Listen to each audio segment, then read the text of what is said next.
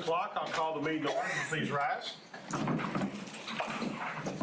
have an invocation from Linda, please. Okay. If you'll bow your heads, please, while I pray. Lord, we thank you for this day. We thank you for bringing us together to do the work of this district. Lord, I pray that you would be with our students as they prepare for their future. And Lord, I pray that you be with our staff, give them the patience and the endurance to help our kids in ways that will cause them to enjoy their education and be able to work hard and study and be successful. I thank you for everyone here and whatever their part might be in helping our students.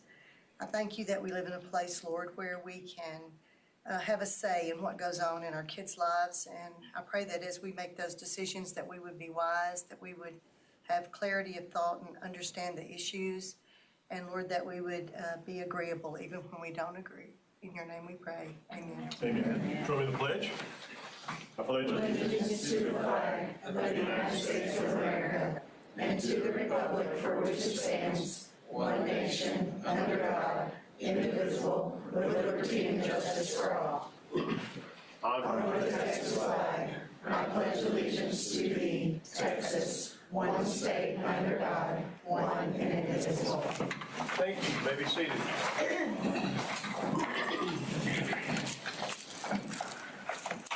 First item is recognitions. All right, we have a couple of 226 awards, so Mrs. Stowe, would you introduce, please? Yes, we're still waiting on one, so West Columbia Elementary is going to go first.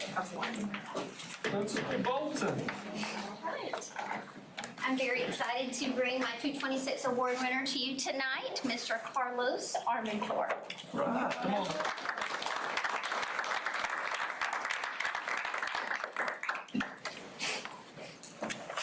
Just stand here while I talk about it. It is my great privilege to present the 226 award to Mr. Carlos Armentor, who has dedicated the last 20 years of his career to shaping the lives of students right here in Columbia, Brazoria ISD. His journey began at Charlie Brown Intermediate School, where he spent his very first year of teaching. But for the past 19 years, Carlos has been at West Columbia Elementary School, primarily working with students in 3rd through 6th grade as a special education teacher.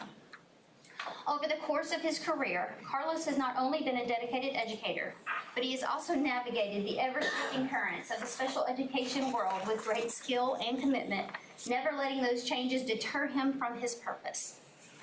His efforts have ensured that students with diverse needs receive the support they need to succeed alongside their peers, creating an environment where every student feels valued and included. Carlos always puts the needs of his students first. He takes the time to understand each child's unique challenges and strengths, and he works tirelessly to ensure that every student has the support that they need to thrive. Whether the need is academic, social, or emotional, Carlos is there to advocate for his students, ensuring that they have every opportunity for success.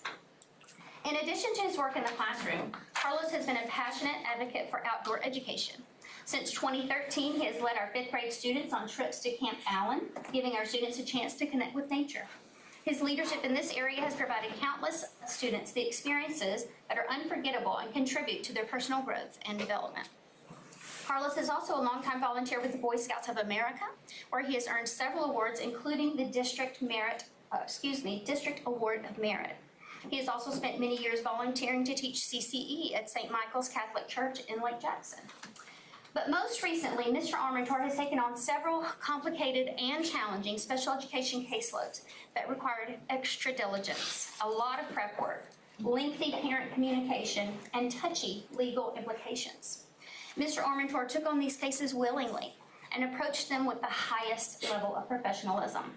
His efforts not only led to students getting the best possible service plans, but also built relationships with family and community members. I believe that these relationships, built on trust and cooperation, will benefit the school and the district for years to come. Carlos's commitment also goes beyond the walls of the classroom, as he's always willing to go the extra mile. Whether it's covering an afternoon duty, for me, usually, staying late with a child who hasn't been picked up, again, for me, or catering and decorating for the staff November birthday celebration, Mr. Armentor is your man. Above all else, Mr. Armentor's approach is grounded in compassion. He shows an extraordinary willingness to help anyone who needs it, whether it is a student, a colleague, or a parent. His kindness, patience, and understanding really sets him apart. Simply put, Carlos is a man of exceptional character, and our students are the beneficiary of his daily example. Good job.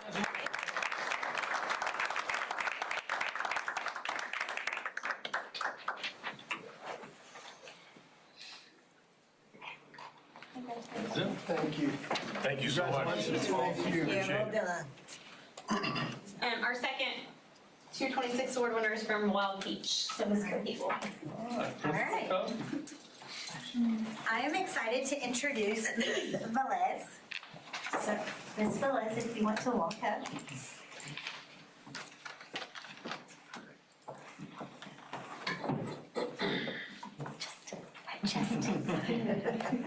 So, Ms. Velez is a kindergarten teacher at Wild Peach Elementary. She is our bilingual teacher at Wild Peach Elementary.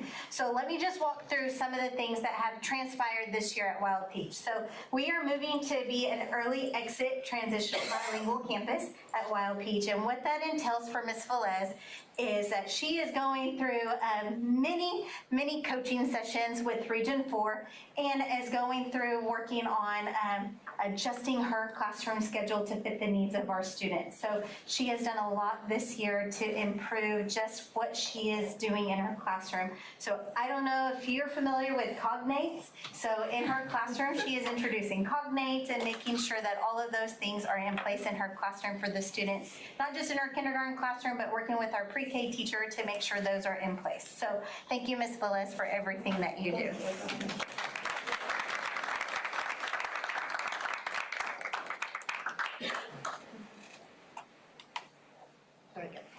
Perfect. Thank you so much. Thank you. All right, let's throw that in. That is it. So campus communications, Mr. Cody, who's up first? West Columbia Elementary, Principal Walton. No?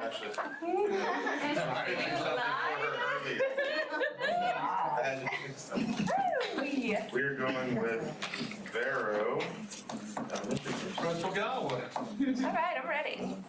So the first, we just have Red Ribbon Week. We had Red Ribbon Week right after our last October board meeting. So I just posted some pictures there of all the participation throughout Red Ribbon Week. I really think it speaks to the school culture when every single person is participating in every single dress-up day throughout the week. So I wanted to recognize that. Also, our Red Ribbon Parade, the participation from our students at Columbia High School is the highlight of our students at Barrett Elementary's day. Coach Pena was there, Mr. Kinney was there. They all rode in the cop car and participated in the parade as well. And our kids just love having the band, the football players, volleyball players, dancing dolls, cheerleaders, everybody there with them, and we had a great time. Last board meeting, I also talked about our perfect attendance picnic. So we had a lot of fun that Friday. We had 113 kids with perfect attendance in the first 9 weeks. Each of them got a hot dog grilled for them, chips, all of the things. They all got to eat lunch outside and had a little picnic. And a big shout out to our special ed team for cooking and monitoring our kids so that they could have a lot of fun. So that was really exciting to see. Along with the picnic, we also had our first PBIS incentive. I've talked about this a lot. No more than 5 conduct marks, no more than 3 absences, and no discipline referrals. We only had 42 kids in the entire school not get to participate out of 360. So we had a lot of chaotic fun that afternoon. Bingo, carnival games in the gym, but you can just see the smiles on their faces and how much fun that they're having, but they definitely earned that. We had Thanksgiving feast last week. We had a lot of visitors on campus on Wednesday and Thursday, and it's just exciting to see all of our families come in and enjoy the Thanksgiving feast prepared by our cafeteria managers. And then other fun things going on at Barrow. This picture's on the left-hand side. Our 4th grade students went to the Civic Center in Brazoria. The Brazoria Heritage Foundation always hosts a Henry Smith Day program. And they get to go and see reenactments of history in real life. Our kids always love it. They were in the Facts newspaper, and they reported back and said our students were so well behaved and so intrigued and just interested in all the history that's right there in Brazoria. So that was really exciting. On the right-hand side, that's Miss Ward. Our Barrow bots are continuing to grow. We started off with 1 team, then we went to 2. We now have 3 teams for Barrow bots, which requires a lot of money and prep work. So we have been applying for grants. We just recently accepted a $1,000 grant from the Pearland Leadership Foundation, and that's what Miss Ward has there. Soon after, last week, Texas, New Mexico awarded us $4,700 in scholarship money for our Barrow Bots program as well. And in addition to this, we also compete in the Lego League Robotics for schools. And we are hosting our very first Lego League Robotics competition at West Brazos Junior High, which is helping us get some funds back for Barrow Bots as well.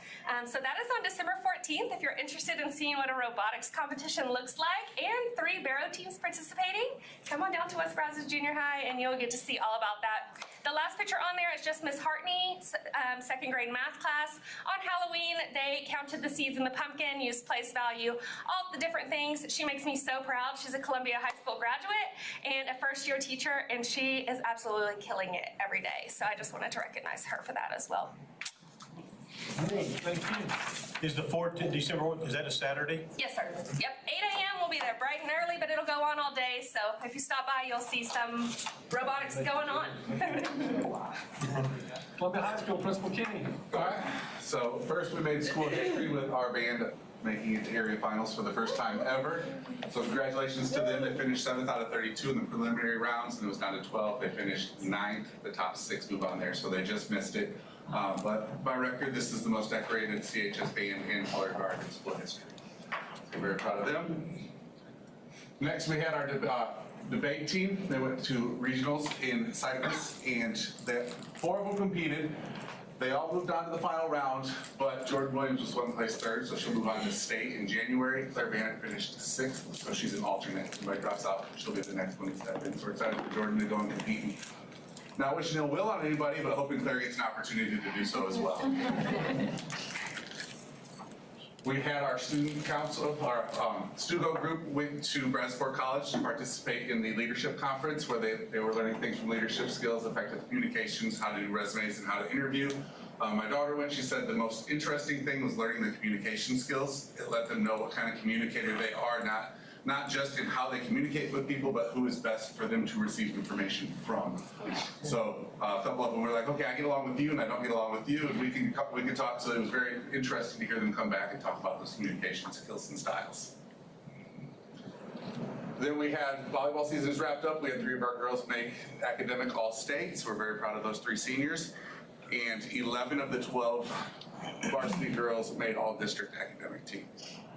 So almost 100%, we're not quite there, we're working on it, but we're very proud of all of them. And I believe we had one of our seniors sign? Commit. Verbally commit. So we're very excited for Haley. She made her commitment to move on to college and play volleyball in college as well. Nice. Yeah. New gym opens up December 3rd. So you're all getting an invitation right now. The gym has progressed past these pictures right here, but we can see how the gym's floor is just stunning. So we'll be opening up First Capitol Court. The Columbia Roughnecks boys basketball team will be playing Van Vleck on Tuesday, December 3rd. So come on out and see them. JV will play 4:30, varsity at 6.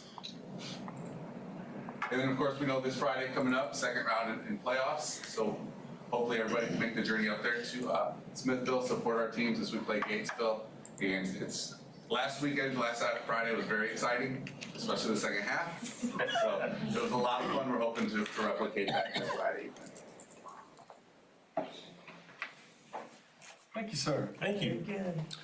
Junior high, Principal Serio. All right, we had our annual Veterans Day program on Veterans Day this year, and we had one of our parents who was also someone who served in the military it was Mr. Benjamin Tomlinson. He's a dad of one of our students, and he did a phenomenal job talking to our students about the importance of freedom and serving.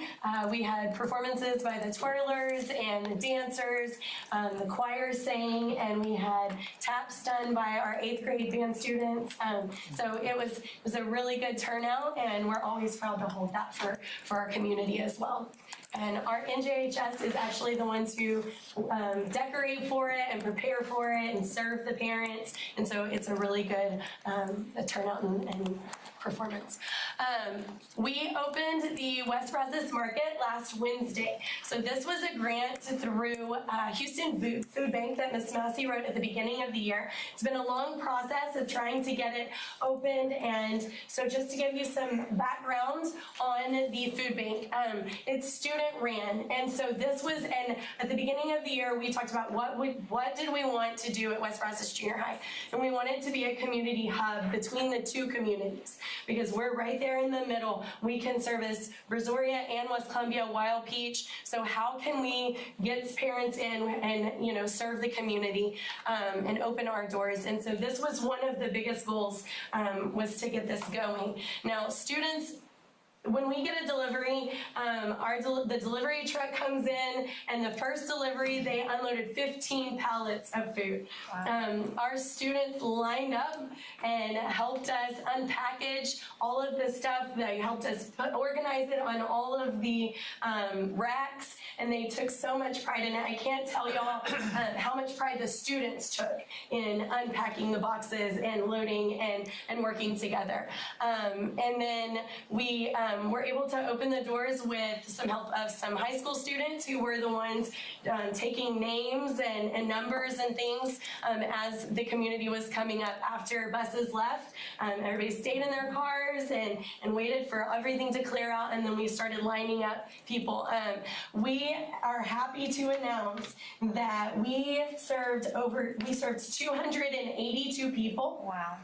Of that, 60 of those people were over 61 years old.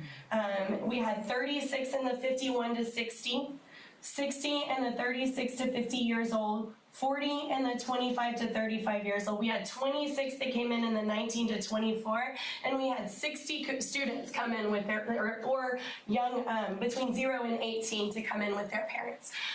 We were really excited to be able to stock the shelves and to clear the shelves. So our goal was to meet 100 families. If that is the agreement we have with Houston Food Bank for 2 years, they will send us food twice a month as long as we can clear the shelves and meet the needs of our community through our students leading it.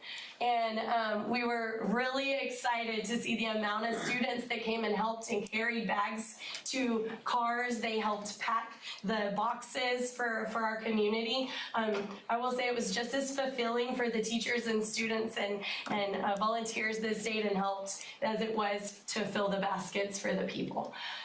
So as you can tell, it was completely cleared except for some potatoes that we were going to be able to give out on Wednesday. We got another shipment in, and it's a smaller shipment, I will say, that today when they showed up. It just depends on what Houston Food Bank brings us. And so we take it and we appreciate it, and we will serve what we can. They're looking at possibly bringing us another one tomorrow, but we'll see. And so we'll hand out everything that we have, and then if anything is left over, we fill the bags of the backpack buddies. We fill, we make calls to the community, to the students and ask permission if we can send things home. So every one of those grapes went home with somebody. We had a great turnout from different schools, teachers coming, we had maintenance, we had bus drivers, we had custodial. It was a great time. So I just wanted to spotlight that. That's neat. Thank you very much. That is very unfair to put me right after that. I think that is phenomenal. Hats off, that is fantastic. Okay, well, I am going to spotlight first our annual family decorating contest of pumpkins that CIS sponsored every year. I love to take pictures of these and share them with everybody. These were some of my favorites, but so funny that Wednesday is on her side. On mine, she's not. Anyway, the kids were very excited to receive their ribbons, and it's a great family, engagement activity that the kids get to go home and do with their families and share at school. The next thing I wanted to share is, like Ms. Galloway had said, our kids absolutely love our Red Ribbon Parade. Every year, you can see how stoked they are on the left-hand side when they see the band and the cheerleaders and everybody coming to do their dance for them. We love the participation from the community as well.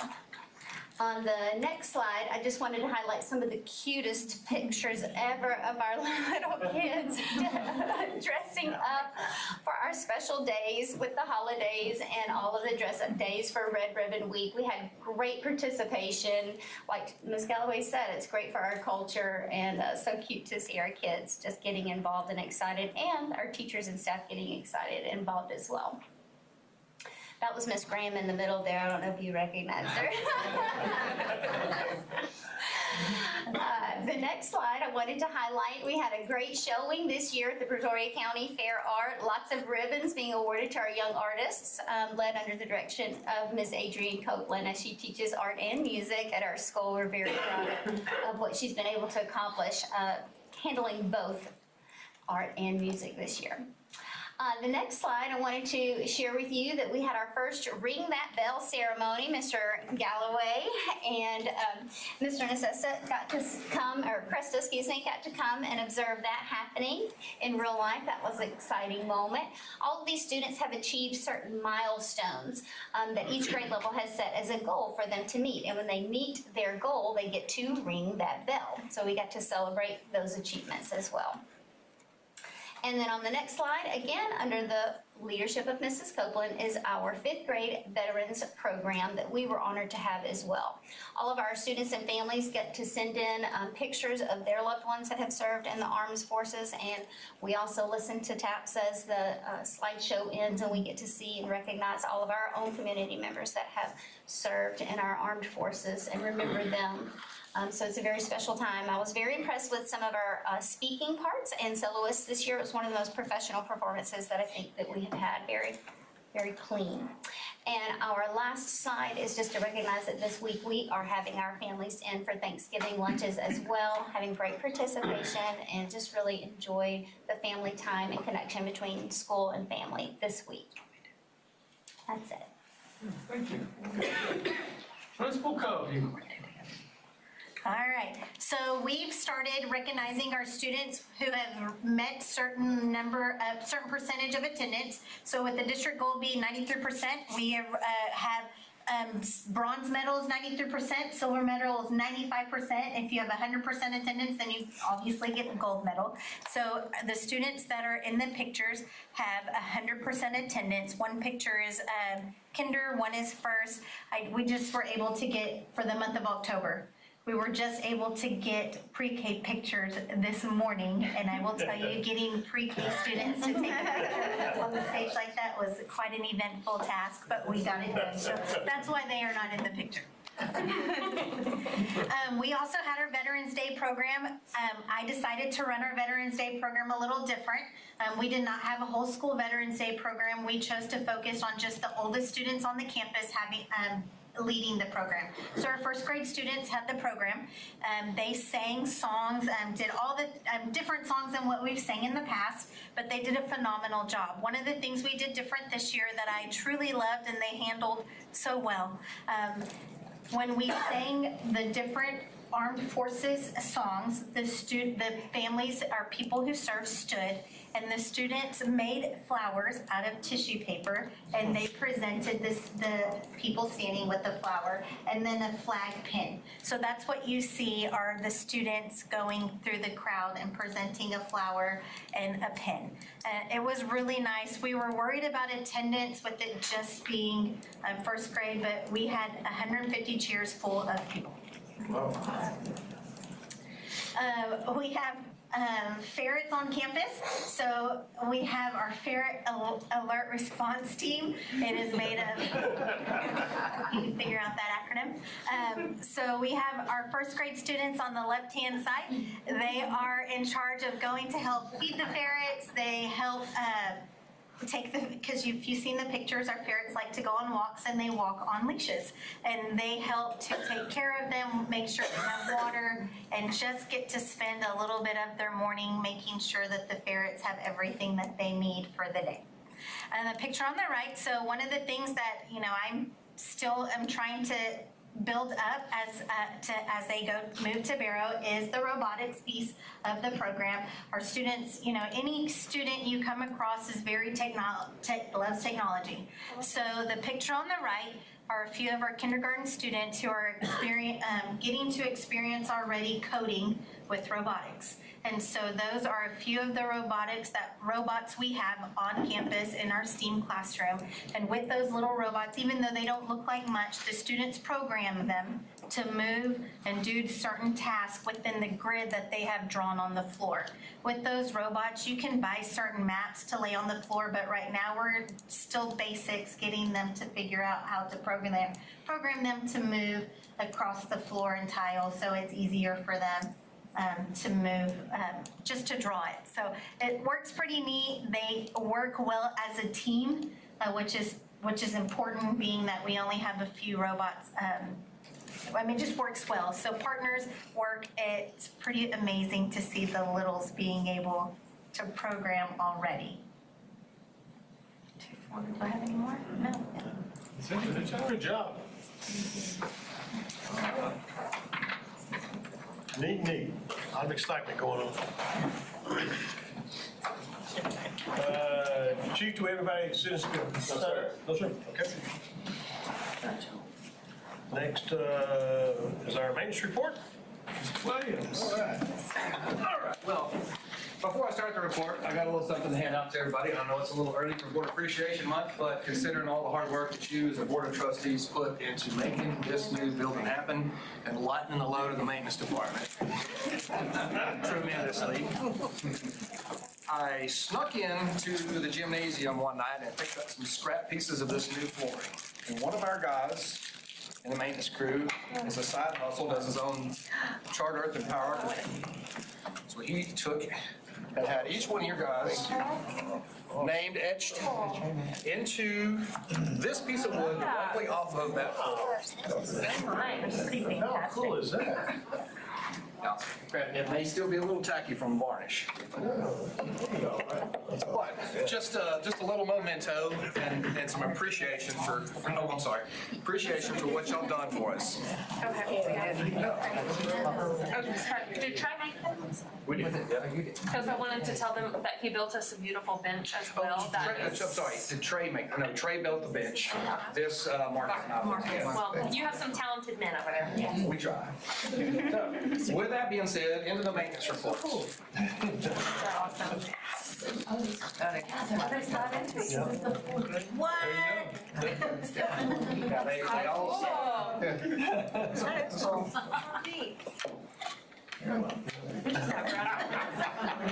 Asking for a raise.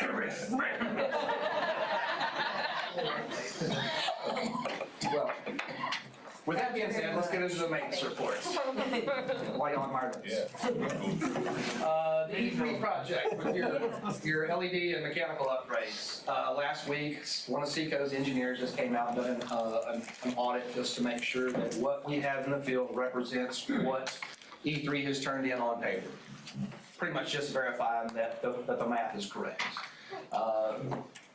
Lots of nods and yeses and check marks on this paper, but I've never got an official, we're good to go. But we're good. Given when we approved it and the engineers came out before the next board meeting, I think that's nice, good sign, right? Yeah, definitely. Seriously. With the next coming weeks, we should start getting more information with that and start being able to compile a schedule of what's taking place first, last, et cetera, and start the whole process. Secondly, we're still waiting from TCEQ to approve the water well project we've got on those plans. It's a work in progress, and apparently it takes a long time to go through one person's desk to the next. Additionally, I am working with the Garland Group on a roofing project to bring to you guys so that you can kind of understand where we're at with our roofs. Probably next week, we'll have some infrared scans to come in and scan the existing roofs to identify any kind of moisture content levels, where we stand, and with that, what our options are, whether it's recoats, re-roofs, whatever in between. Other than that, I don't think I have a whole lot, and if I do, I'll probably just forget. Can you talk about recoats? That means you would keep the existing, and there's something you may put on top of it to extend the life of it or something? There is a liquid coating that you can essentially mop on that'll give you an additional 15 years versus a replacement that we can get for 30. Okay. Yeah, we'll have to weigh the options out. Sure, no. Yeah. Okay. Does the moisture content, it's too high, so it won't adhere, or there's a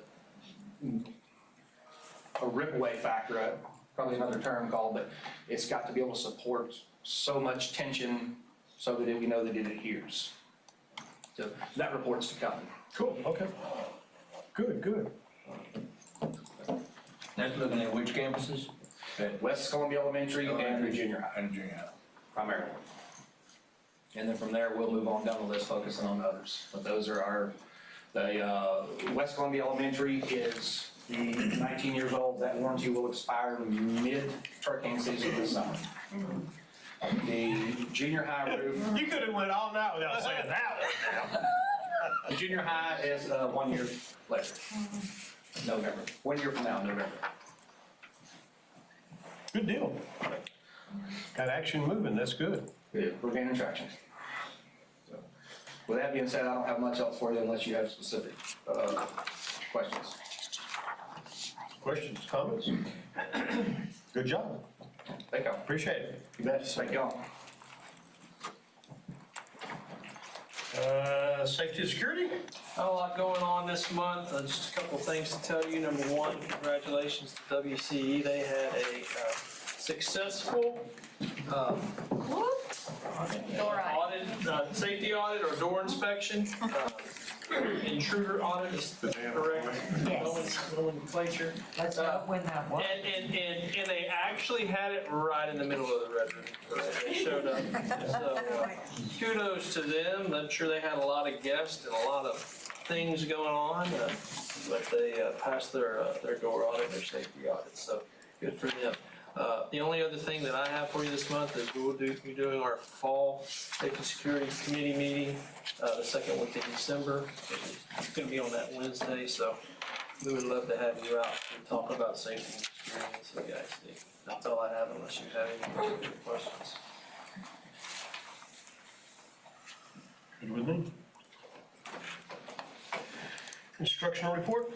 All right, so back during, I think April or maybe March, when we approved our summer school budget, there was a question about the summer school make a difference? How did the kids that come to summer school perform? And so Samantha Fowler's going to discuss a report for you tonight.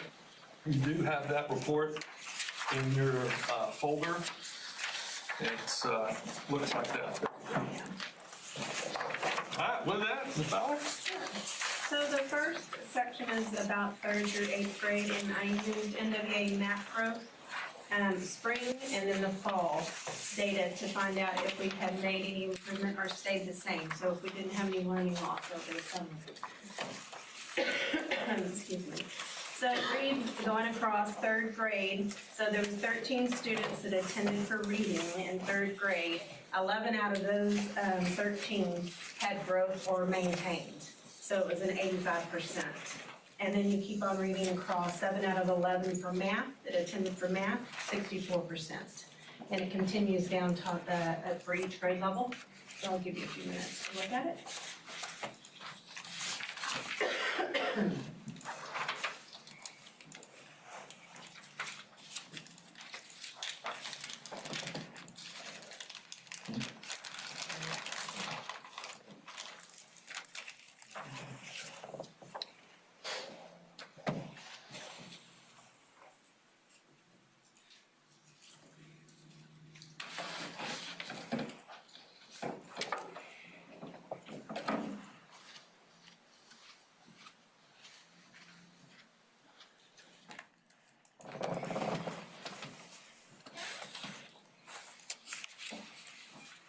And the second box is about our high school summer school that attended for 8 days, and then they retook the test in summer, and I compared the spring scores to the summer scores and the amount of students that attended and passed that subject.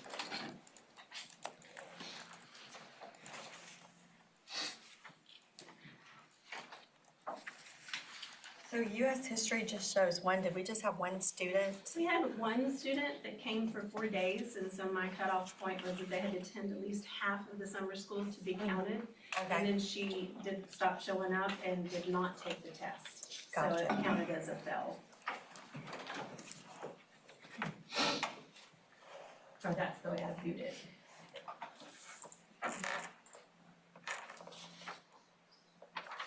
On the 3rd through 8th grade, Yes. there's 51 students that did the reading side of it, 52 that did the growth. I'm assuming some of those Some of took them. both? Yes, sir. Okay. And then what do you do with that teacher? She just had one student? The US, I'm just curious, maybe. We hired a tutoring company this summer with our T-class grant, and so we hired a tutor to come in and tutor that person. And then once that student stopped coming, they took over doing math or whichever one had the most students. Oh, okay. To help out.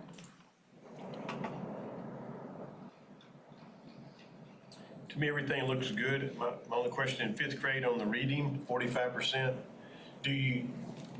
Is there anything you can do to correlate why that, everything else seemed to be, pretty high, and I just It didn't may know. just be the students that came, they may have been just lower students and may have been their attendance, maybe they didn't come as often. Okay. I was just curious. And everything, when you start having 4 students and, 2 of them, I mean, one can make a big difference in percentage there, but the other one, so. Good. I can't remember if you gave us these numbers or not, honestly, but, so this is the students that took the summer school and meaning basically they didn't lose anything, they grew over the summer. The kids that did not take summer school, there's no, I guess whatever evaluation they have, the first one that they have come, when did when did they get tested the first time during? They do beginning of the school, Yeah, middle of the school. and like the end of very school. beginning, like first few weeks of school? Yes, ma'am. Okay, so, and that's the whole group of kids, right? Yes, So everyone. even the ones that took summer school? Yes. Do we ever look at what the kids that didn't take summer school, what their percentages would be versus comparing them to these kids that grew all the summer? Did this grow the kids, I guess what I'm getting at, did this grow the kids up to where the kids that didn't have to take summer school? That's correct. Yes, the ones that did not attend that, did not pass STAR in the Right, spring. right. You're wondering how it correlates. Yeah. No, I did not pull the data on that, but I can. Okay, I was just curious, it'd be interesting to see. And the children who attend summer school are asked to, they're like, Yes, the principals reach out and develop ALP plans with the parents' involvement, and part of the ALP plan is attending summer school for hours that the state has set for them to do. if a child doesn't have a plan, can they come also, or can any child come, or? When we first start the planning process, we use our second release test data to start reaching out to families to say, hey, so-and-so, it has a potential of needing to go to summer school, but if they do want to attend, they are more than welcome to attend. But we don't reach out to everyone. Yeah, no. So long story short, the process is started before they take the spring STAR OC, and it's finalized after you get information back. Because remember, it could be the last week of school. Sure. Yeah. Yes. That's when. Do many people not come that should? Very much so. Yes. This is just a small amount of students compared to what really should be. So just one question too, why do we hire a tutoring company for all of summer school or just certain levels? This summer, I had some T-class money that needed to be spent by September. And so I not only did I hire the tutoring company, I only hired the tutoring company for high school. Okay. And then I hired them also to come in and tutor our 3rd through 8th grade too, so they were in a rotation with our teachers. Oh, okay, so we still had teachers. This Yes. is, okay. Okay. Thank you for doing this. Appreciate it.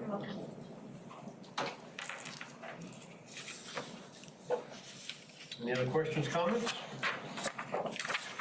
ACT, SAT report?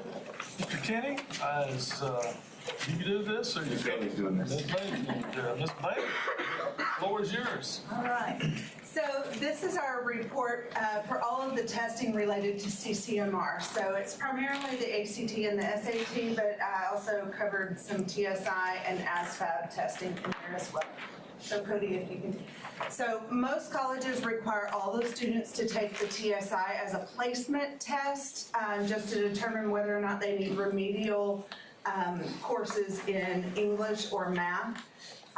The SAT and the ACT are not necessarily required for admission for colleges now after the pandemic, unless a student is going to a four-year college or attending certain programs of study like engineering or things like that. So in this past cohort, so for 2024 cohort, we tested 102 students on the SAT. So this includes students that tested during the school day and on Saturday. So that number dropped just a little bit from the 2023 cohort, but as you can see, it is definitely coming up since the pandemic. We have more and more students that are taking the SAT. So this broke down our SAT scores for this 2024 cohort. So in the fall of 2023, which is typically our seniors that are taking this test, you'll see that they scored a mean score of 980 compared to the state score of 1,054, and the global testers, which is worldwide, is 1,109. In the spring, these are our juniors typically that are testing in the spring. Their mean score was a little bit higher. It was a 1027 compared to the state average of 960 and the global average of 1007. So in the spring, we scored a little above what the state average was. In the fall, we were just a little bit below. But overall, we were pretty much on par with what the state was at. PSAT is offered to our 9th through 11th graders. So the PSAT 9, for this past school year, we tested 56 students. This is primarily our students that are in our honors English classes. However, it is open to any student that wants to sign up for it. We did test 56 students. Their average score was 899 compared to the state score of 798. So we were well above the state average for our 9th graders that tested.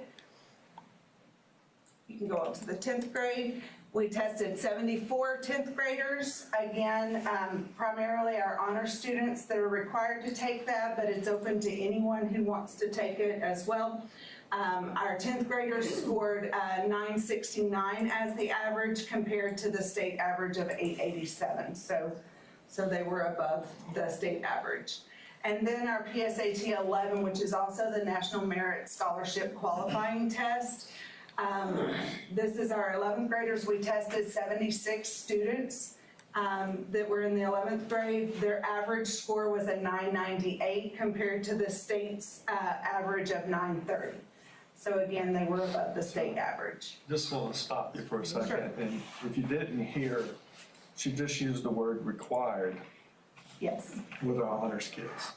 So one of the things we've talked about over the last several years is if you're in the honors program, what are the rules and what are the requirements? Meaning if you're in the honors program, there's things that you're expected to do. Right? To up the rigor. To up the rigor. And so as you can see that, I just want to, you might not have heard that in the past, but meaning there's a requirement. There's things you need to do, right? So anyway, thank you very much. So our ACT testers, we only had 10 students that took the ACT test. So Texas is primarily an SAT state. So students have to travel outside of this area in order to go and take the ACT. But we did have 10 students that chose to take that. And then the next slide shows their scores. So the mean score for those 10 students was a 24.2. So I did pull up, it kind of threw that off a little bit. The national average mean score was 19.6. So of the 10 students that took the SAT, they were well above what the national average was. Now, just a caveat on that, there are 10 states out of the 50 states in the United States that require 100% of their students to take the ACT. So you have all levels of students that are testing, so that sometimes drops that score down a little bit. Oh, sorry, will you go back? In Texas, just for your information, only 22% of students in Texas take the ACT, and the average for the students in Texas was 19.4. So our 10 students still were well above what the state average was. Okay, this just tells you a little bit about the campus testing and when it's offered. SAT tests are given during the school day in October and March. It's also administered on Saturdays on dates determined by the College Board. We are a testing site, so students can take the Saturday test here at the high school as well. TSI is administered monthly. At a minimum once a month. When we start getting into the spring, when students are trying to qualify before they enter college, we might offer multiple testing opportunities. TSI, the ELAR and writing portion is also administered to our 8th grade honors English students in May. Again, that's a requirement of the 8th grade honors program. Is for them to take that portion of the TSI just to get them prepared for coming into high school and taking those dual credit classes. Something that didn't make it on here is we also require our advanced math students to take the math portion. So anyone who is an Algebra 2 or higher takes the TSI math portion in the spring as well. PSAT, again, is offered for 9th through 11th graders. And then ASFAB, which is the military readiness battery, is offered to students during November and February of each year. And this past year, Cody, if you'll go to the next slide, we had 24 students that took the ASFAB test. That is up to the students as to whether or not they want to take that. Just for your information, TSI, we had 299 students that took one or more opportunities to take the TSI test last year. And then these are just the ways that students can access information about testing. We do present in the classrooms for specifically our honors students in those upper level math classes. It gets put on our Facebook, it gets put on the website, we make announcements at the high school. The students are able to register themselves via QR codes that are posted throughout the campus. So we are testing TSI tomorrow as well. We have 26 students that are signed up to test tomorrow. Any questions? All right. Good deal, thank you. Financial report. Okay, so we're 33% for the year, and if you look at the financial statements, everything is still under that, so our budget is looking fairly good on it. We have a few areas where, like athletics, some of theirs is a little higher than the 33%, but that's just because we haven't finished other sports. That's about it. Heard anything about the next session in the state? I have not. Vocation, nobody's sent out anything to you yet? I haven't got anything from Vocation. The equity kind of sent some stuff out. What I read the first email, it didn't really say anything, but I haven't heard. Okay. I will tell you that, I was going to give this to you later, but since you asked. Mr. Miller and I go to a place called the Texas Mid-Sized Schools and Texas Rural Schools Conference every year. We've always said it's our best one because when in one room and most of the presentations are panels of legislators from the Senate and the House. No, we've been going for 10 years, 14 years, something like that. For the first time ever, the lieutenant governor is showing up as a confirmed speaker. Wow. So just reading between the lines, he's coming to tell you what's happening. He's not coming to talk about it. So, when's that? December 4th, 5th, 6th, 7th, 6th, 7th, something like that, that first weekend in December. Leave it on. So, yeah, generally when he shows up, it's not a conversation. It's a, tighten your belt up, let me tell you how this is going to happen. Because generally when he comes to Region 4 superintendent meetings and stuff like that, the last time he was a speaker at superintendent Region 4 meetings, it was, let me tell you what's going to happen. And it happened. And it happened.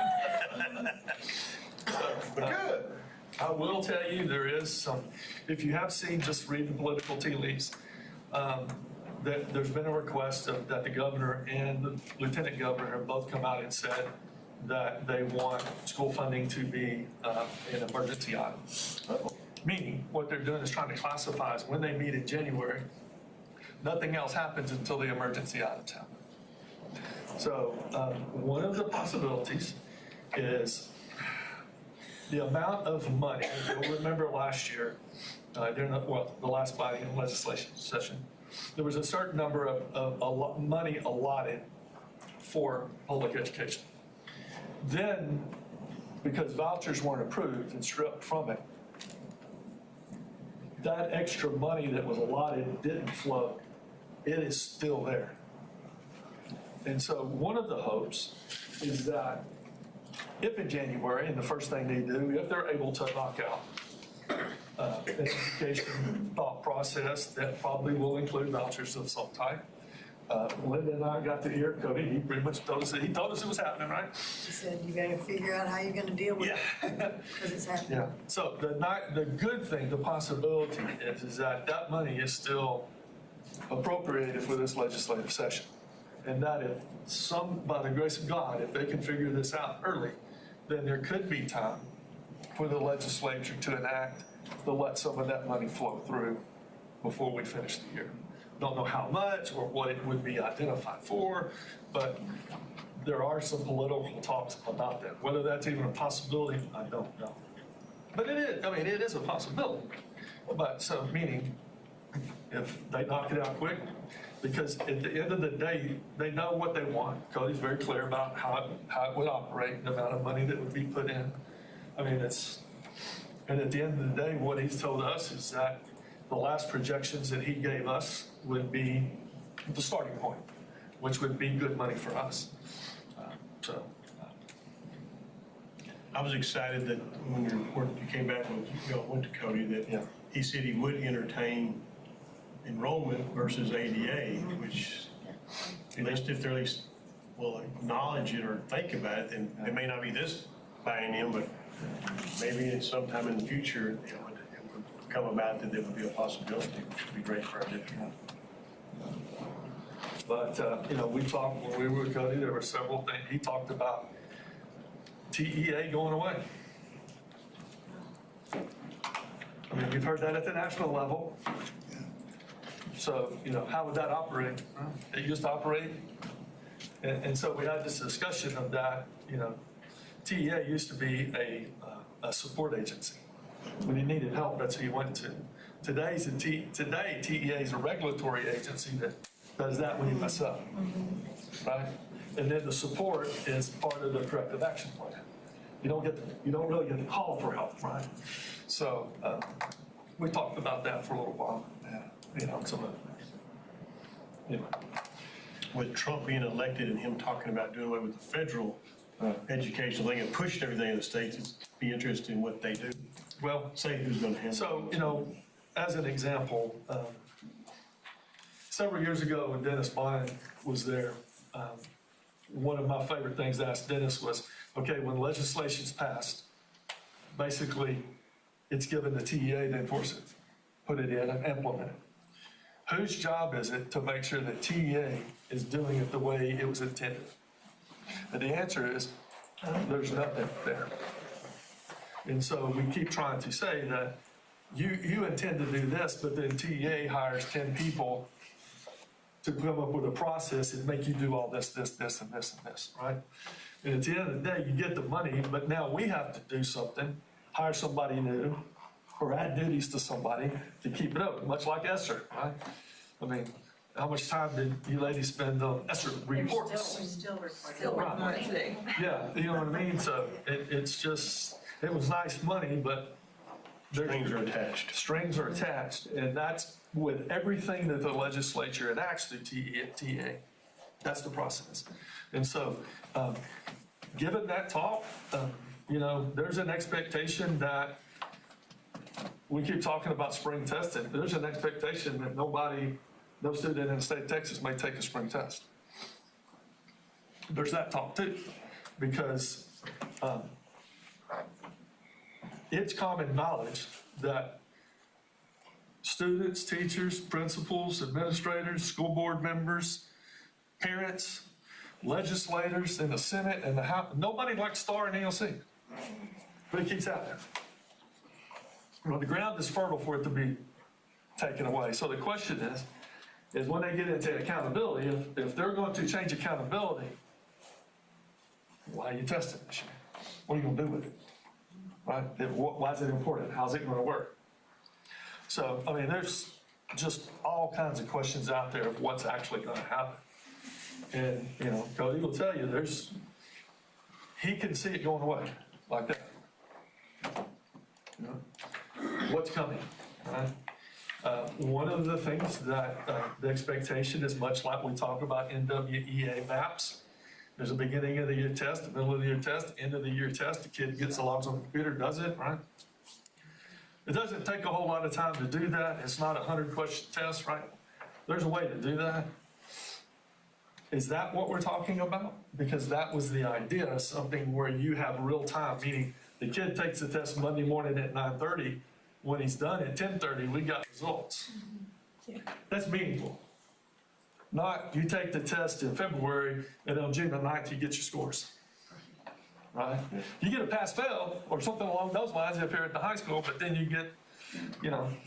So the answer is turning it into something meaningful. And then one of the neat things is and that's just one of the reasons we went to the end, when we went with the teacher incentive allotment program, we tied it to NWEA. Because if this comes in, the grade for kids will be growth. Meaning, if you're an honors kid and you scored a 93 last year, they expect you to score at least a 93 the next year. That's growing a year, right? And so it's not going to be like it is now where we're looking at who got approaches and who got to meet master.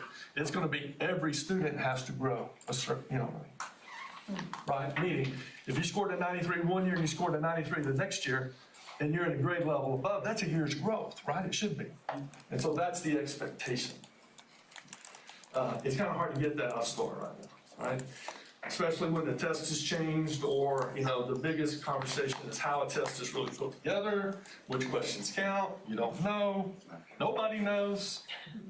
We don't know which are, you know, which is a kind of a practice question for in the future. Does it really count? Does it not count?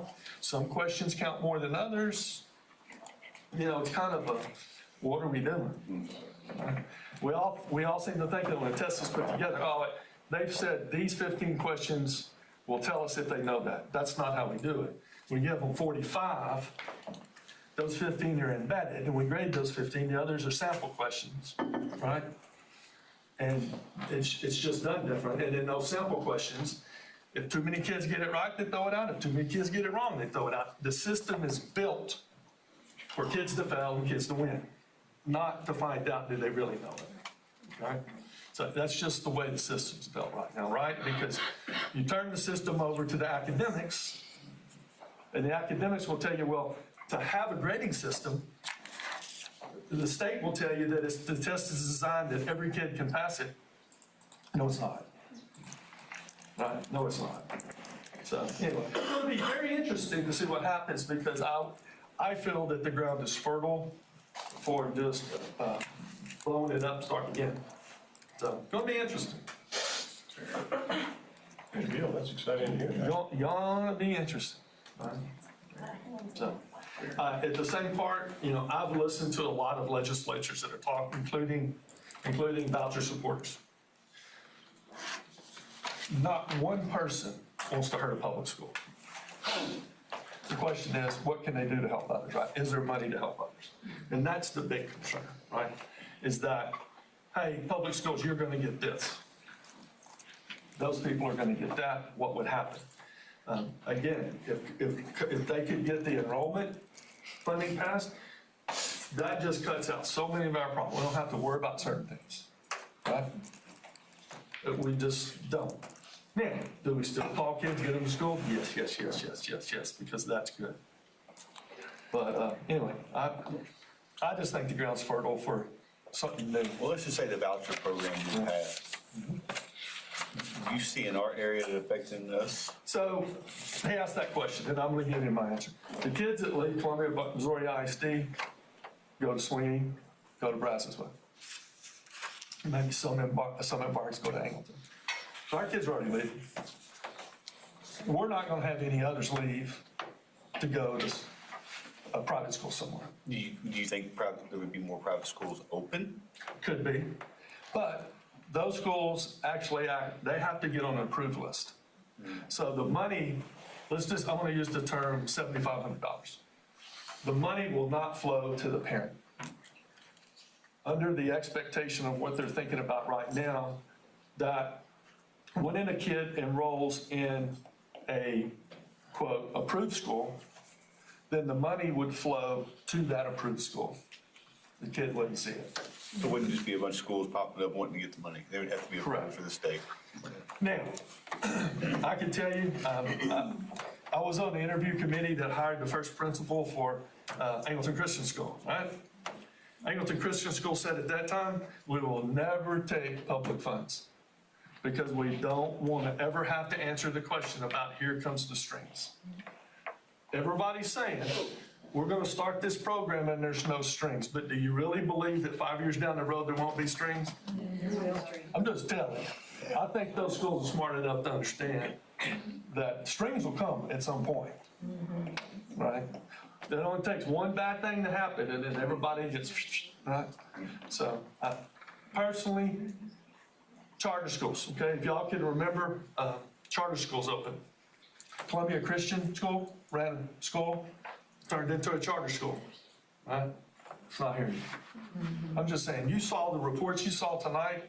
That's what a good public school's about. So much of it. You saw so many things of what our kids are getting exposed to and what they're getting taught, rather than just how we talked about math scores. It's growing them up, giving them experiences. And as long as we keep doing that, I don't think we have anything to worry about, right? Budget-wise, we lose 100 kids, we address the staffing, right? So, I think we'll be fine. It's not something that I'm actually scared of, as long as they will guarantee that they're going to give us that amount of money they said, right? The concern is what would happen in the future. Now, not every public school is the same, right? Some have more, and so there's an idea that collegially you have to stick together. I get that, and to an extent, and there's questions. But at the end of the day, some win, some lose, and votes determine that, right? Votes have pretty much determined it, so I just don't know how much you can fight. You just have to be smart about it, right? So, meaning, here's what I want for Columbia, Missouri ISD. If a kid withdraws to go into the voucher program, I want that kid take it on. I want a PEAMS code, a new PEAMS code that says this kid withdrew for vouchers and we're never responsible for him or her again academically as far as testing scores. Because I don't want them to go there and then come back, because the rules right now say if a kid's living in our district regardless of where their parents are, regardless if they're a runaway, we have to enroll them and take care of them, period, right? So as long as that rules the way, we need something that helps us out. And so that's what we talked to Cody about the meeting. Here's what you can do to help us out. Give us a PIMCO that says the kid can't come back to public school for 2 years. They have to go and stay, right? Or if they do come back, we're never responsible for them again, right? Because they checked out. It wouldn't be right to hold us responsible for that.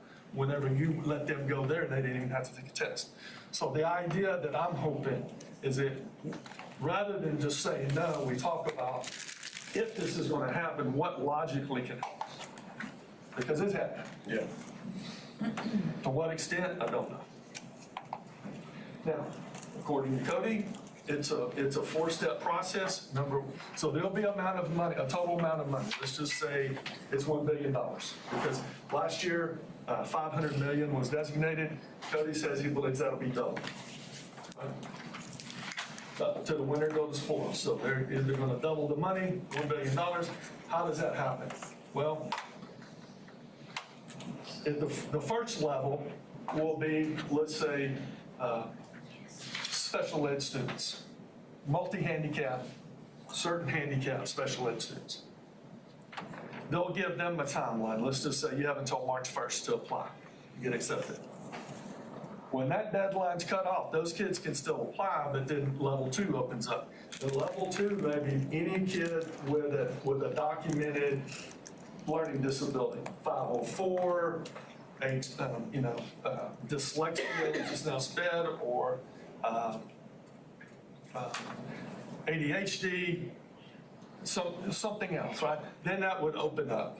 Then the third level would be family households under a certain income level. And then there would be a deadline, and then it would be everybody else. So level 4, everybody else would only be able to get whatever money's available after that. So if that's the idea, it's good. And of course, I think I told you, my idea was that if the voters have spoken that everybody wants help, I thought, why don't you give every parent of a school child some money? Because I bet you our kids in our calculus program would like to hire a tutor. Mm-hmm. Help everybody, So why not add that? So anyway, that's the idea. Is that I just think the argument of saying just hell no is over with. We're just going to have to find out, right? And at the end of the day, we got to have a good school so we want. Kids have to come for us to have jobs and us to do what we do. And the idea is the things you saw tonight. As you can see by the attendance report, our attendance is up across the board.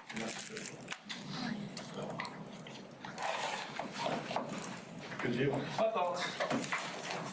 I'll give you more when I come back the second week of December.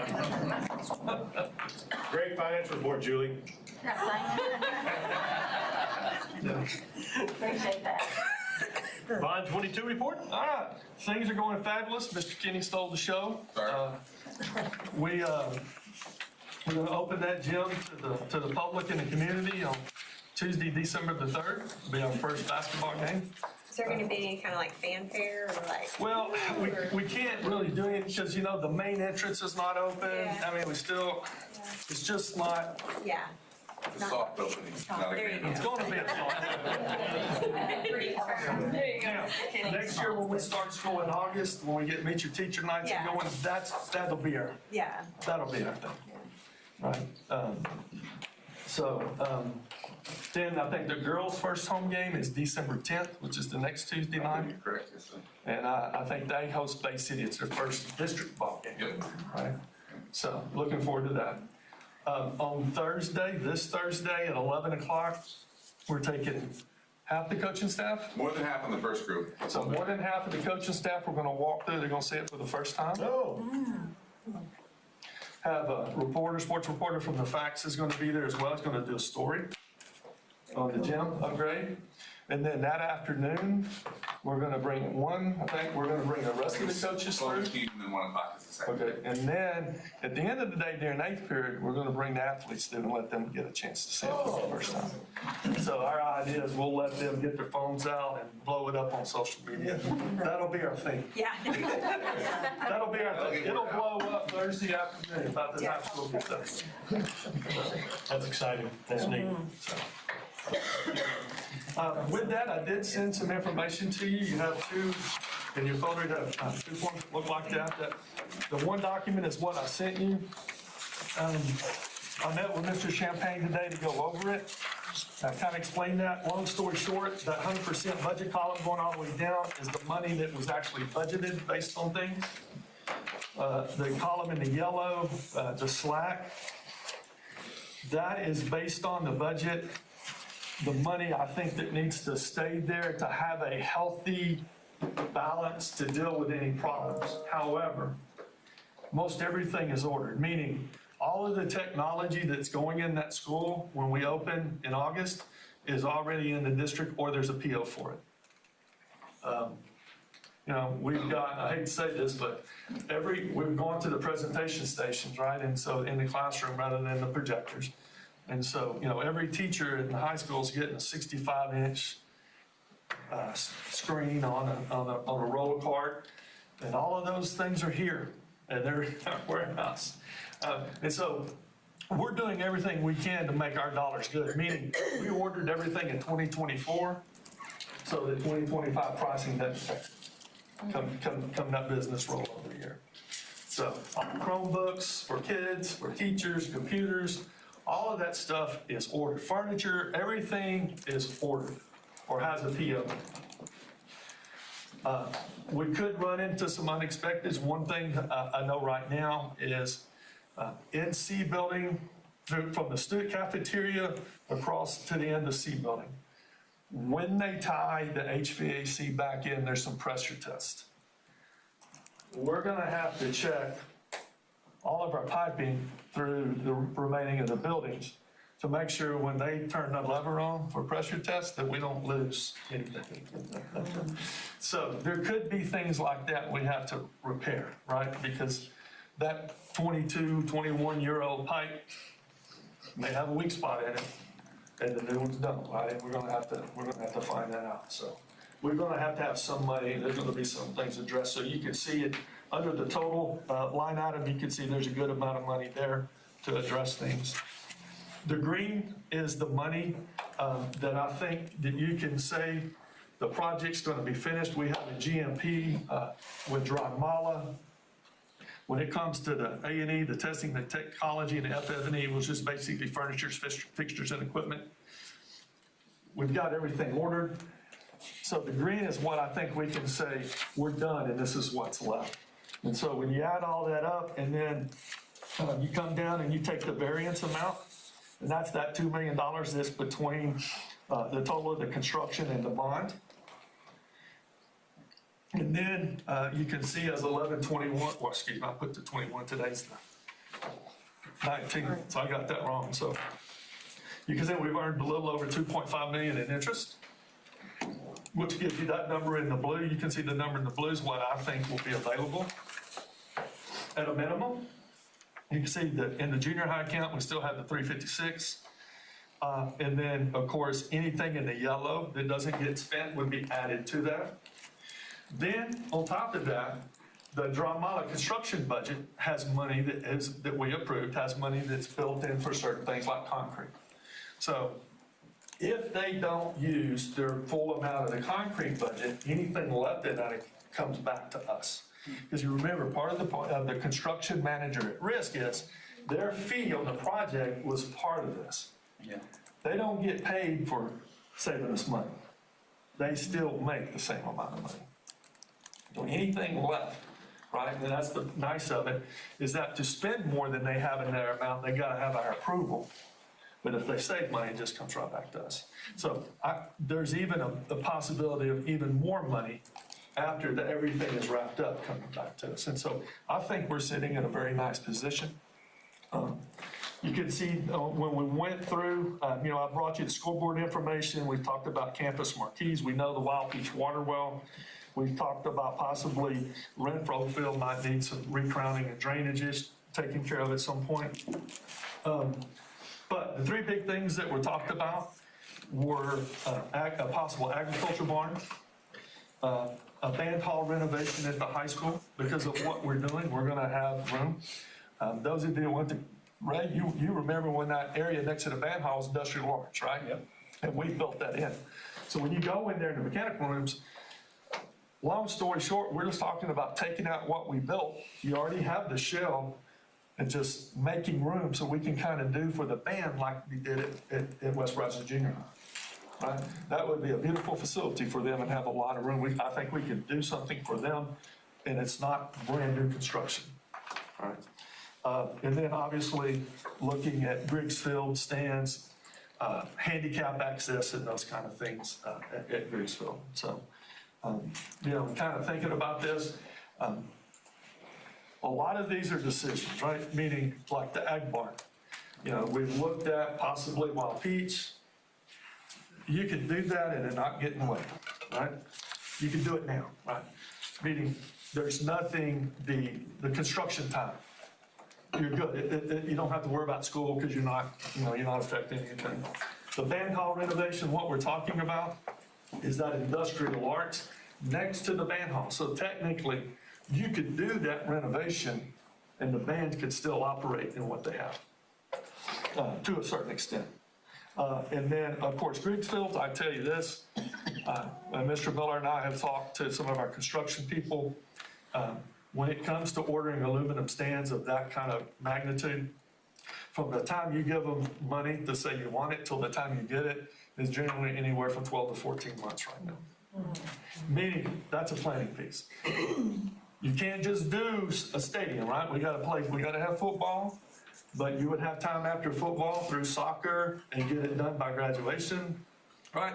But you got to have things engineered, you got to have them stamped, you got to figure out how it's going to do it, you got to go through your whatever process is going to be. So as we sit today, we could be two and a half years out right now before we get into this, right? So that's what I'm saying is that, as Mr. Champagne, I thought it would be a good idea if we could just start, you're not saying go, but you're saying, let's have discussions on those three things.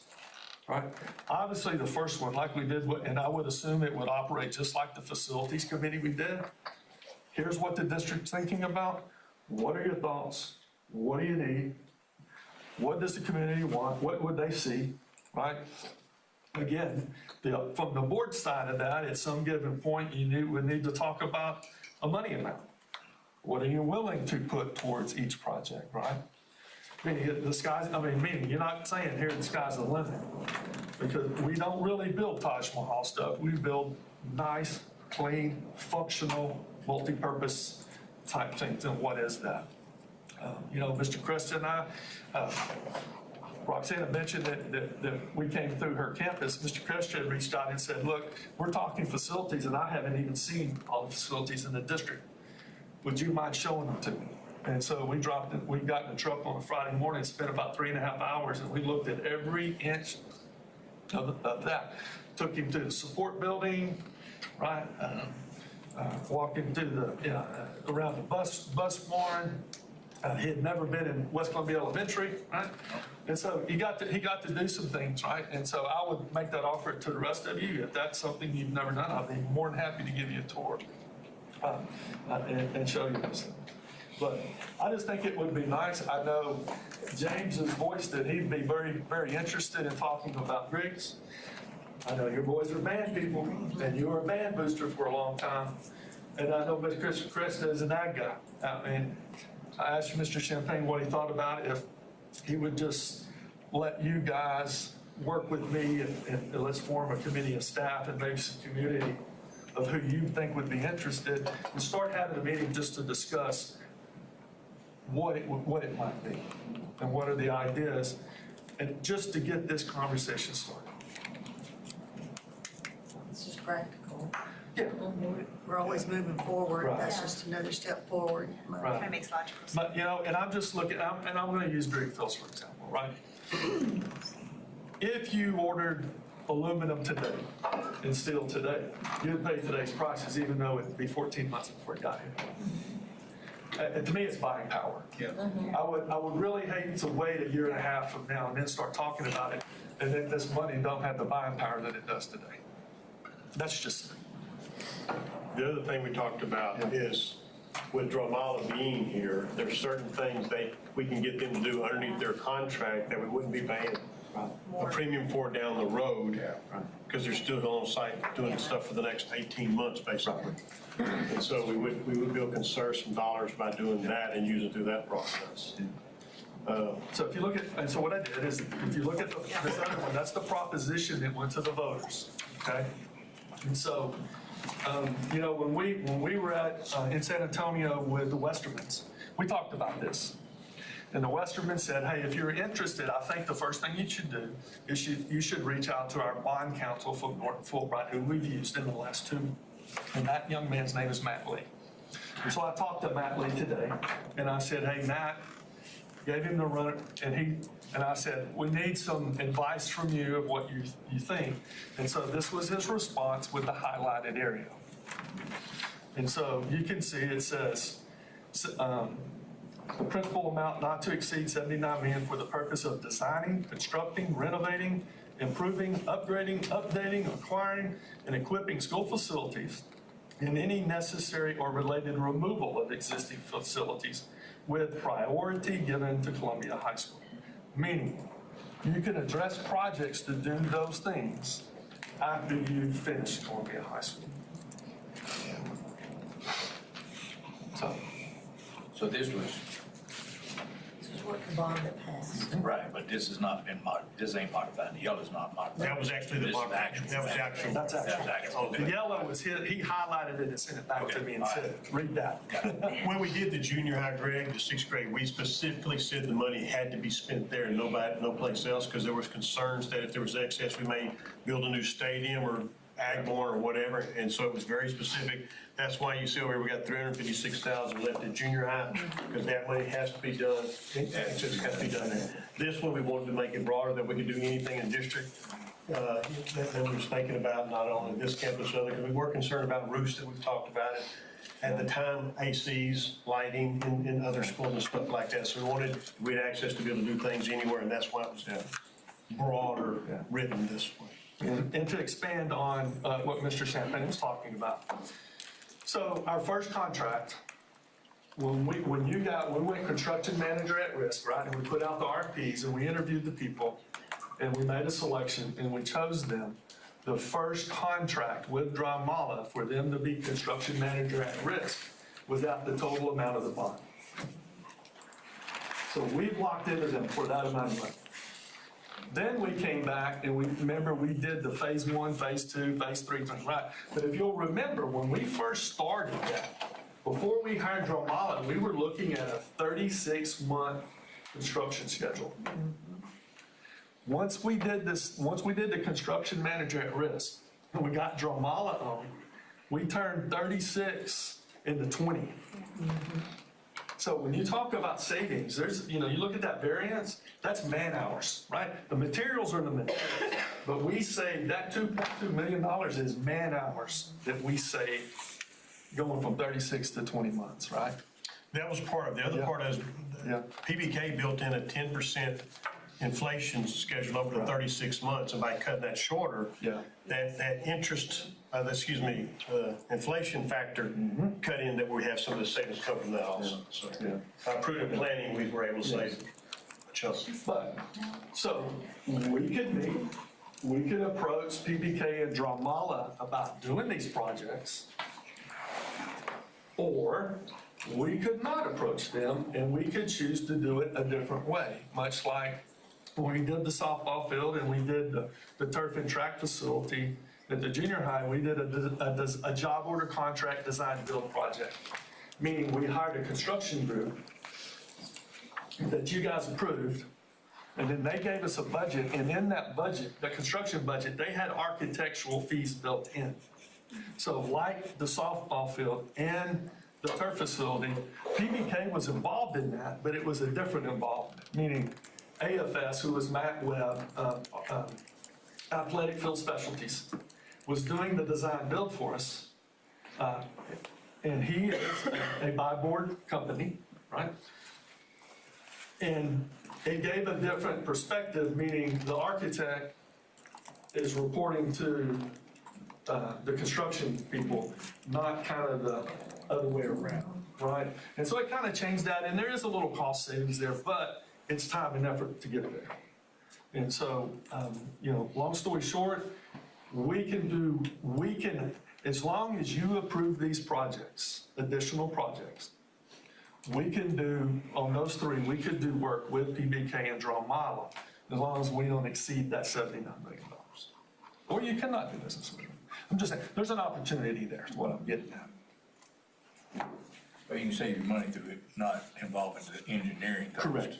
Correct. You can get things done without this high level. Right. Correct. Right. We do that. And so, I like how Greg's talked about, when we were in San Antonio, we had Chris and, we're talking CT and stuff, and, Greg was talking about the Ag Barn.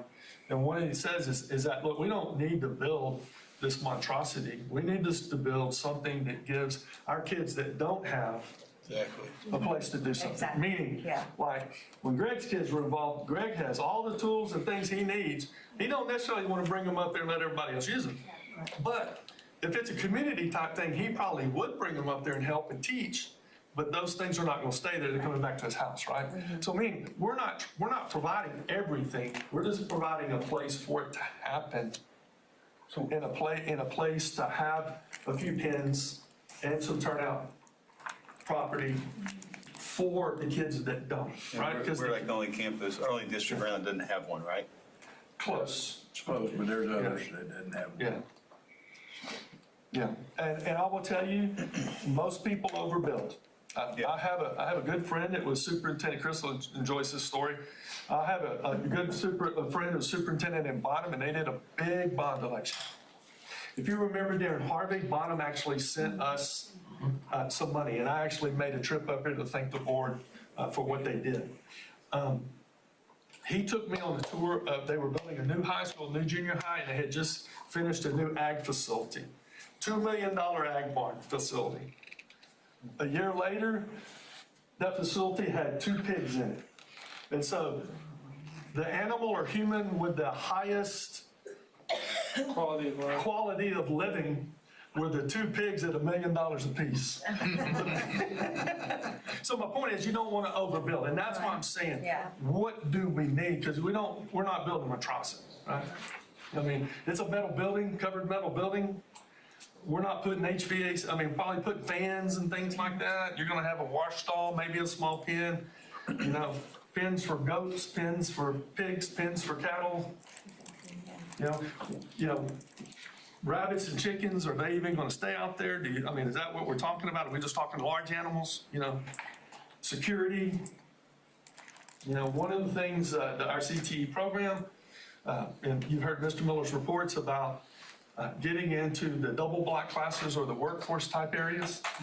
We're getting there, and so the next few years we're gonna have, and so you're gonna have an ag class that's an entrepreneurship or something that can take, the class can go. They have time during the school day to go out to the ag facility, right? You have time, you're talking about security, you're talking about people putting eyes on things, cleaning stalls. That scheduling in the future is going to give us the opportunity to be able to do something, meaning it doesn't have to be right here. We have talked about the land over here, and that City of West Columbia doesn't have the ordinances, but I'm not so sure from just asking people's opinions of the battle if I'm fighting. Yeah, I think Wild Peach is your best bet. Yeah. Hands Central. Yep, central, and it's in the country. You don't have to worry about with anybody in the city. And we could, as far as the turnout land, we could provide more. Yes. And to me, that's the biggest thing. So, I'm sure you talked with Dramala and them. You have any rough numbers? Like nothing? I have plans of ag facilities and stuff. Yeah, I meant more like. But every one of them is just. I meant more like on the Greeks Field stuff. Do they give you any kind of pricing at all? They have. Okay. Yeah, they have. It ain't good, is it? You're probably for So the question is, what are you gonna want, right? If you do that, you're looking at, you need to do newsstands, right? So you need that. How many are you gonna build them for? I've used the amount 3,000. The home side now sits about 2,500. I'm using the term 3,000, right? In the past, we've talked about, man, we want a designated place for the band. We want a designated place for the student section. We don't, we want to have those dividers so that kids aren't walking in front of the older people not walking, we want to create that environment that helps have a Friday night friendly place. Do we need another concession stand? Because when we built it, we built the big one on the home side, right? So it would be a conversation with the Booster Club about what does Friday night concessions look like and what do they need? We know we're gonna need some more restrooms. So you're probably looking at another type of facility. So when I say that, like the home side concession stand without the storage. That kind of building, if you remember where the old concession stands were, we've got water lines and sewer lines that are capped right there.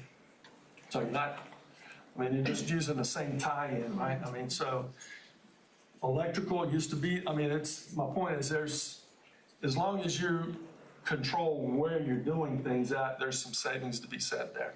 With that, just a rough estimate that I've been given is for stands, press box, and some kind of main entrance and facility, probably about 2.5. No, that's way better than I thought.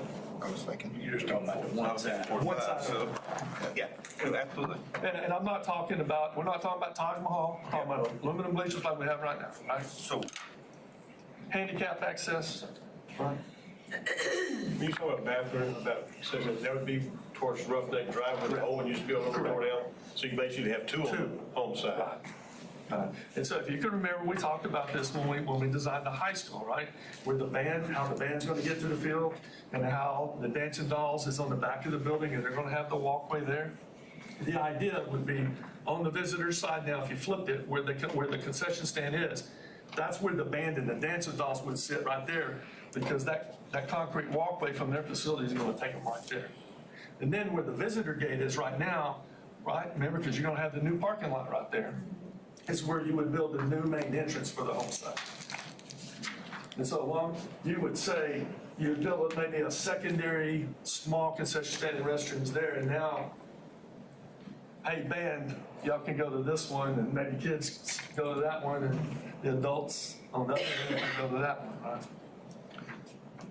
So speaking of all the renovation and stuff, and the band hall renovation, with the new gym being done and the capacity that it's going to be able to hold, are we thinking we won't use the auditorium as much? Correct. Yeah, so because there's a lot of complaints about the auditorium. When you get, and so the idea is that we don't use it anymore. I will tell you this, awards night, there's not going to be any reason for awards night not to be in the gym building. We can put chairs out on the court if we want to. All the kids, right? You know how at awards night we're waiting for all the kids to walk up? We put a stage, we can put the stage up in the gym, like where the student section is, we just roll it back up, put the stage there, put the kids out, put all the visitors in the stands. The PA system in there is gonna be better than the auditorium anyway. The acoustics are fine. When you walk in there, we can talk like this and hear each other and it doesn't echo because we built it that way. I mean, it's gonna be it's a very, very nice facility. So the answer, we did that on purpose. The band, so, I think it's cool when the band does concert night and the junior high bands play, and you can go see them all at one time. They're gonna have a facility where they can do that now. Right, so the auditorium, what would we use the auditorium for?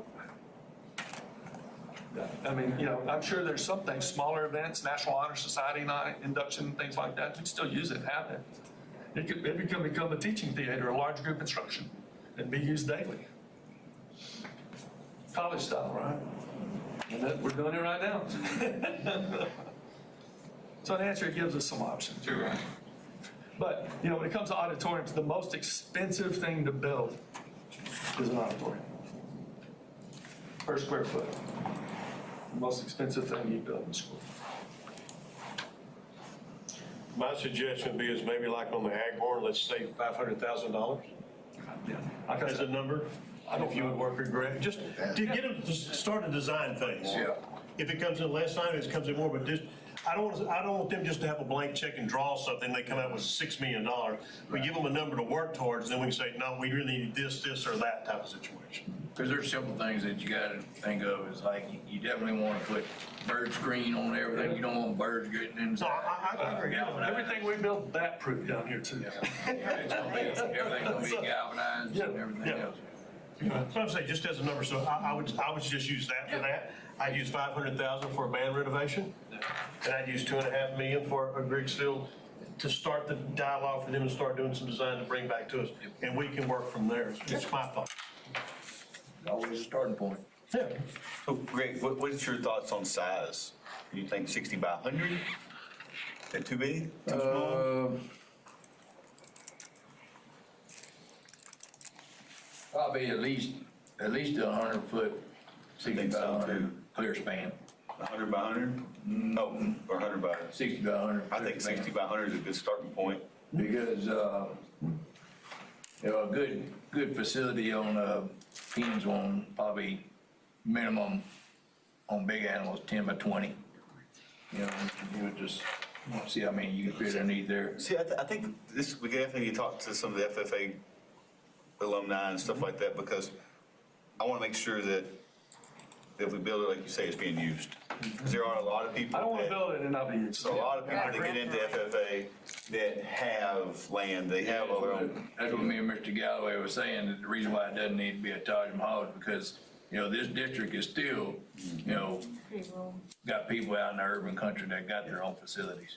But I have talked to parents that they have goats or they have this or that, and they have them in Angleton, and they got to get up every morning. The kids got to go to Angleton before school, and so. But the other option is I didn't know that, like in Angleton, if you use a pen, you got to pay a fee. Oh, yeah. I've never even thought about that. It's not free, yeah. Yeah, so that kind of changes when you're talking about that. Use it at the school, they have to pay a fee? Yeah. It's not, Yeah, they have a pen, they have to. I don't know, all the people I took, nobody, it's not free. What I was told, they have like a rental guideline, this is 6 months. Right. And you have to pay upfront. You don't get to go in there until you pay for 6 months. And that's just for the space, or does that? For the space. And then you bring your own feed and yeah. lay down stuff Yeah. and. Just about all that. Yeah, it's like going to the fair. Yeah, Okay. you gotta So take it's care, literally just the- you gotta take care of your area. Yeah. Basically, all we'll be providing is water. Yeah. And tools. And so out there, we've kind of. We don't want to get in the feeding business. No, God, no. Yeah, the ground is high, and we don't want to You don't know put, what I do. No. but we're not trying to put more work on our ag sponsors either, where they have to take over parenting, that's not what we're talking about, right? But what we're talking about is that out behind Wild Peach, when the drive that goes to the sewer plant. So if you were to turn in and go towards the sewer plant, we're talking about right now, and Justin and I had a long conversation, the best place we think would be to the right of that on the land towards Wild Peach. Because if you build it over there, number one, that would mean a lot of land to the left is uninterrupted. You still have room, uninterrupted land if you ever need it. Over here, the sewer plant sits there. If you build the ag barn facility here, it's a short run to put in one restroom and tie it in and put in a lift station and pump to the sewer station. And then if you remember the new water well, where that parking lot is, it's gonna be 140 feet from that parking lot. Your new water well would be closer to the ag barn as well, so your run would be as well. And so, and then when you look back, we may have to clear a few trees and a few land, but there's a lot of room that goes, if you were to build it, I don't know, however wide you want to do it, but you can basically make a rectangle and have this, and I don't know how many acres of turnout property that is. But it goes all the way back in there to the woods, that's a lot of land. You have to cut out that goes backwards. Is that a retention pond? There's two, and so the retention pond is there, and we have cutouts that go on both sides of it, all the way back. When you're looking at the sewer plant, to the left side is clear. The right side goes back as far, it's just not clear. We may have to clear, but that's easy. I mean, I know somebody with some tools that might be able to do that.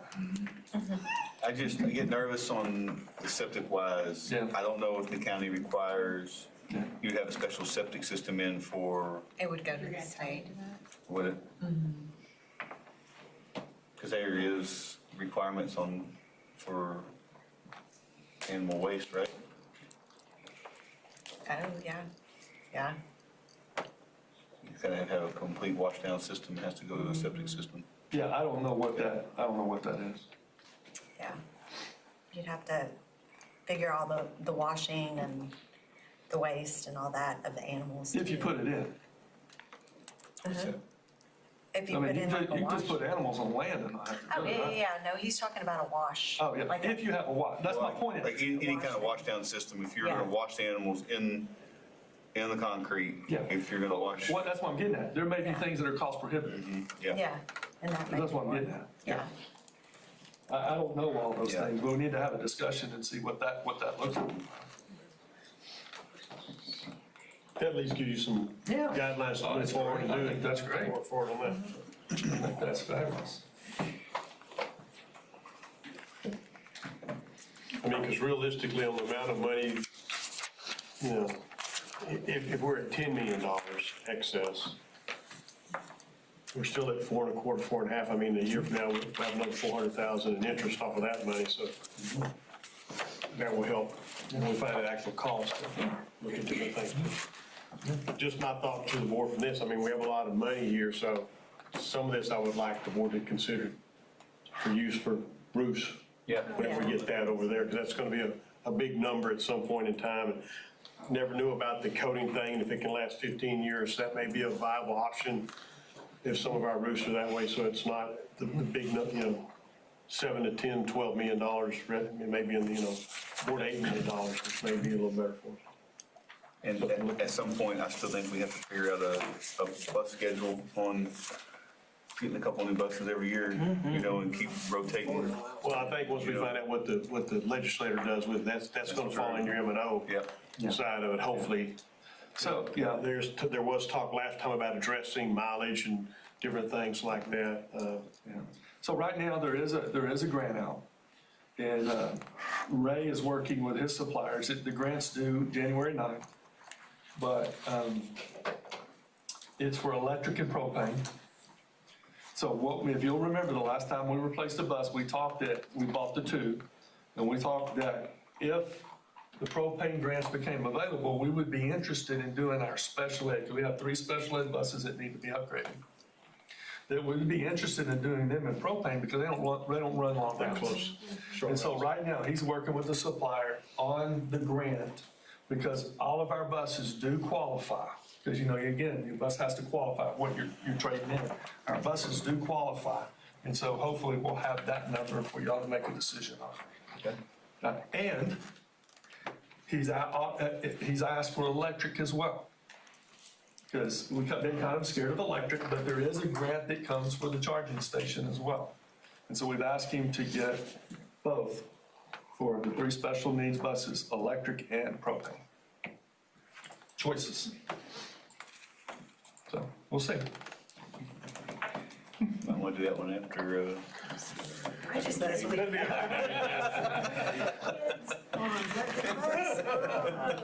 You know, but it's kind of, There you are. you know, again, you know, it's part of that conversation. What does it look like 10 years down the road, 15 years down the road? We kind of jumped that propane. Yeah. In the same thing. Portland you or know. Bitcoin, it doesn't really. But, you know, one of the things I talked with Ray about is that you remember the last buses we bought with gas, right? He goes, your diesel's pretty much,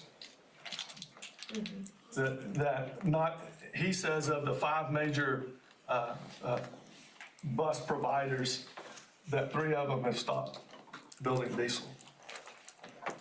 Just because of the legislation that's been passed as far as the emissions they have to meet. Now, again, So that can all change. that could all change in January.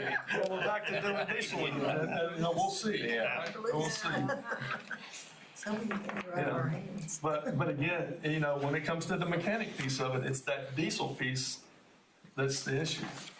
You know, when you go to gas or something else, it changes all of a sudden people know how to work them.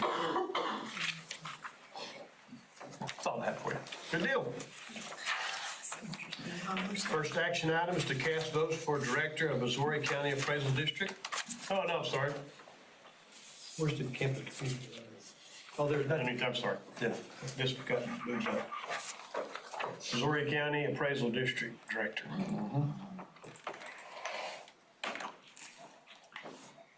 You know, in the past, all the school districts in Missouri County used to kind of meet, and we would look at the list, and we would kind of divide up our votes to make sure that, you know, our suggestions were gonna make it. So we don't do that anymore.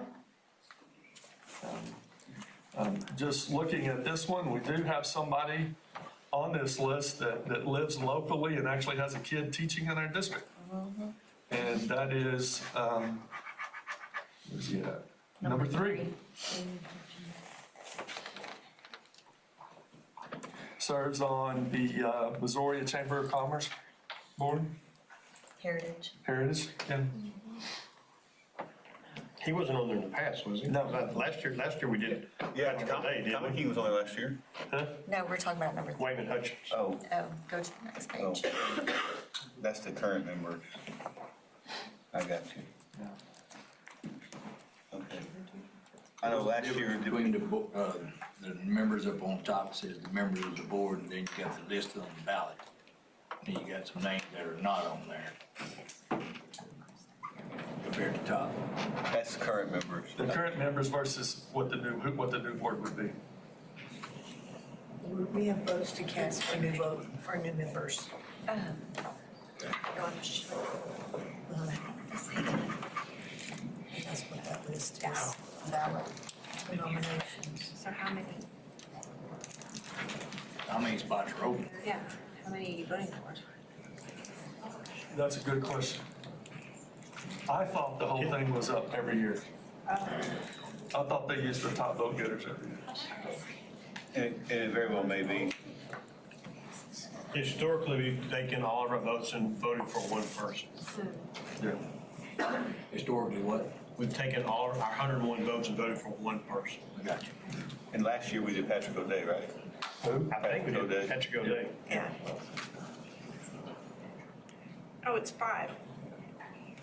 So the Isn't that top what five. it- Isn't that what it says? Nominations to appoint 5 members to the board of directors. Right? Am I reading that correctly? 34 voting tax units.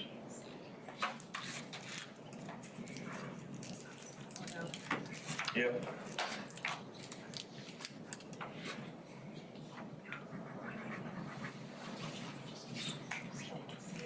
Well, being that he's from our district, I would move that we take all of our votes and go for him. The other people from big districts still get their votes, whoever what needs to be on there. Are you making that a motion? I make a motion, we do our 101 votes for Wayman Hutchins. I'll second. Second by James. James. All in favor, signify aye. Aye. Any opposed? Carries. Next is a resolution regarding the investment policy CDA and list of investment trainer and brokers. Ms. Julie? Nothing really has changed from last year. The brokers are all the same. There were no new ones in our area. And the policy actually didn't change either. Just reaffirming everything. Just reaffirming it. Any questions or comments on that? I move we approve the resolution regarding the investment policy CDA and the list of investment trainers and brokers. I'll second. Second by Jackie, all in favor? Any opposed? Carries. And next, to approve campus improvement plans. So I think I sent those to you last week, so you can get a look at those. Again, those are living and breathing documents. Change at any time, get updated, and so forth. Any questions or comments on those? I went through all of them and read them as best I could and understand everything. The question to the masses is, on y'all's professional opinion, I'm kind of, you set all these goals for your campuses, correct? So all these goals that y'all are set, y'all feel like it's going to drive positive results in the academics 'Cause I went and read, and I was reading and all that, so y'all feel good about that? Y'all the experts. That's the plan. Most of that is template and requirement. You know, it's kind of like doing the TASB Student Code of Conduct. It kind of says, you have to have these things in there, right? Okay. So a lot of times, when we get into federal grants or things like that, you have to have your campus improvement plans are all part of that process. Back in the day when we used to have the telecommunications, E-rate, and, you know, these are all documents that you have to have, board-approved documents that you have to have, and they pretty much tell you what you have to have. So are they also telling you, I know on some of them it said like, I'm gonna grow year over year 5% or whatever. Is that the standard given to y'all to write that in there, or is that something that each one came up with on their own? Sam? Oh, no. It's in mine because it's a requirement of the grant. Okay. So I aligned the grant goals that we have with our campus improvement plan, just because that's what we're working on. And so it's bite-sized pieces, because the expectation is that we're growing, or 75% of all EcoDis students meet this. So there's month-by-month expectation for growth in there, so they're bite-sized chunks of growth. That's why that's in mine, but no, not an expectation. I don't know if y'all have it in there, do y'all? And growth is an We expectation. think to align to Like the you district. said, that's incremental growth, because you can't ask too much at one point. Well, that's what, like, some of them I was like, oh, that's pretty aggressive. And it could be based off of last year's. Between 2.5% to 5% Yeah. tends to be the norm. Yeah. Honestly, I didn't read them this year.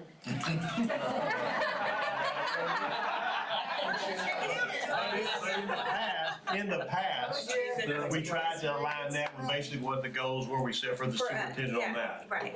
And so I just assume that they are still aligned in a similar way to what we did for the goals for the. With Sam, we've had that conversation, right? When it comes to third grade and so forth, we've had that conversation. And you're exactly right. That number's supposed to. Sure. At one time, there used to be 50-75% gains per year. Well, I just remember some of It like, just when wasn't I first realistic, started and on, we I tried remember to some of the look at things principals differently. saying something, and I was like, oh, wow. I'd be like asking, I don't even know that. Any other questions, comments, concerns? I'll make a motion, we approve the campus improvement plans as presented. Second. Second by Greg, all in favor? Aye. Any opposed? Carries. Next, we have the consent agenda, which is to approve the minutes and to approve the budget amendments and donations. Would anybody like either one of those pulled? Not hearing you, I'll make a motion, we approve the consent agenda. I'll second it. Second by Linda, all's in favor? Aye. Any opposed? That'll carry. Anything else we need to discuss? Okay. We're going to adjourn to the closed session pursuant to the Texas Governmental Code, the Open Meeting Act, Section 551.074, to consider